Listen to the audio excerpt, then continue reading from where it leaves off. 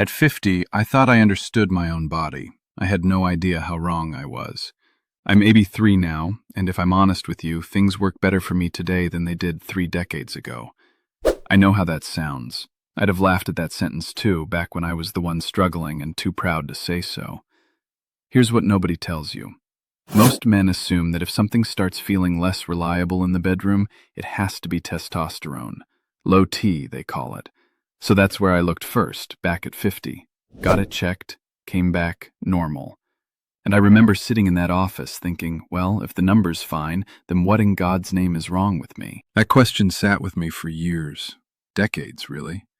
I told myself it was stress, then I told myself it was just getting older, even at 50, even though deep down I knew 50 wasn't old. I started avoiding situations where it might come up, made excuses, went to bed earlier than I needed to just to skip the moment. I remember specific nights, the sound of the television still going in the next room while I lay there pretending to already be asleep. You know that feeling, inventing a reason not to reach for her, not because you don't want to, but because you're afraid of what might or might not happen if you do. I carried that for years. And the worst part wasn't any single night. It was the slow, quiet way I started pulling back from intimacy altogether, like I was protecting myself from disappointment before it even happened.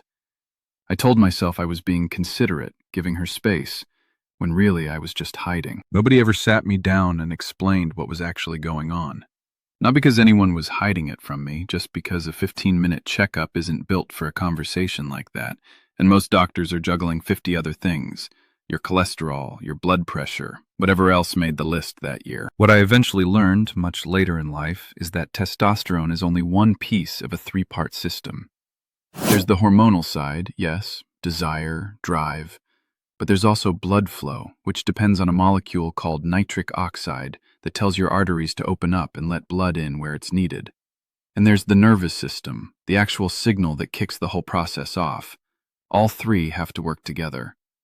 My hormone number was fine at 50. My circulation, it turns out, wasn't operating anywhere close to where it should have been. Not because of some disease, just because of decades of habits nobody ever connected to this part of my health.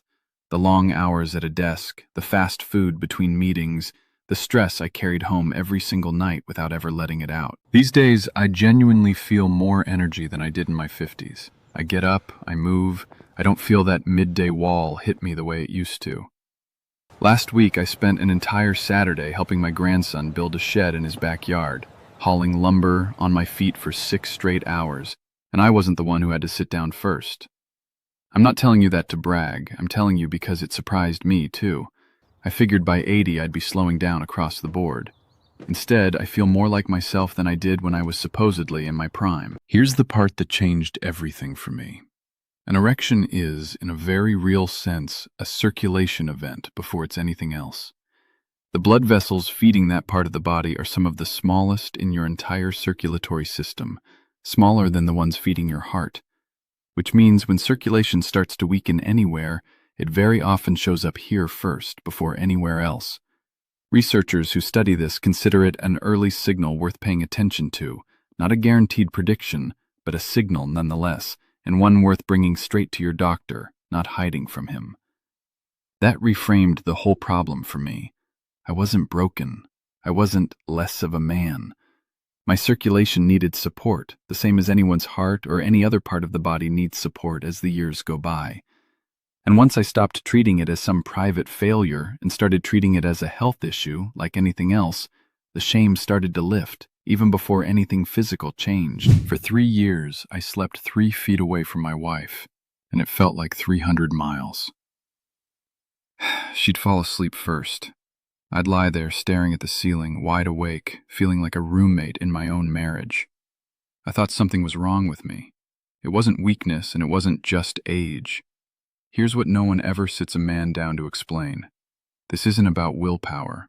It's about specific systems in your body quietly losing steam year after year, while nobody tells you it's even happening. The pills my doctor handed me gave me headaches, made my chest feel tight, and honestly, they made me feel like I needed a pill just to feel like a man. I wasn't willing to live like that. There's a gentler way to bring those systems back, without any of that. At 83, my wife and I aren't roommates anymore. I'll show you exactly what changed it in this video, and if you want the simple support I personally use, there's a free presentation linked in the description below. So what actually changed for me, decades later than it should have? It started with food, of all things, specifically real dark cocoa, not candy bar chocolate loaded with sugar, the real flavanol-rich cocoa. There's a body of research on cocoa flavanols and what's called endothelial function, basically how well the lining of your blood vessels relaxes and lets blood through. Researchers have measured improvements in blood flow within hours of consuming flavanol-rich cocoa, and there are whole populations, like certain communities in Central America with traditionally high cocoa intake, that researchers have studied for cardiovascular patterns tied to this. I started having a small amount most days. Not a miracle, not overnight. But it was the first piece of a system I built slowly, one habit at a time, over a few months rather than all at once, because that's the only way any of it actually sticks. The second piece was movement. Nothing dramatic, just consistent. A walk most mornings outside in real daylight. That sunlight exposure helps regulate your internal clock, and that clock governs the hormonal rhythm your body runs on, including the testosterone that gets produced overnight and into the early morning hours. Movement itself supports the endothelium, the very lining of the blood vessels that produces nitric oxide in the first place. I tightened up my sleep. I cut back on alcohol. None of it was extreme. All of it mattered, together as a system, not as one silver bullet.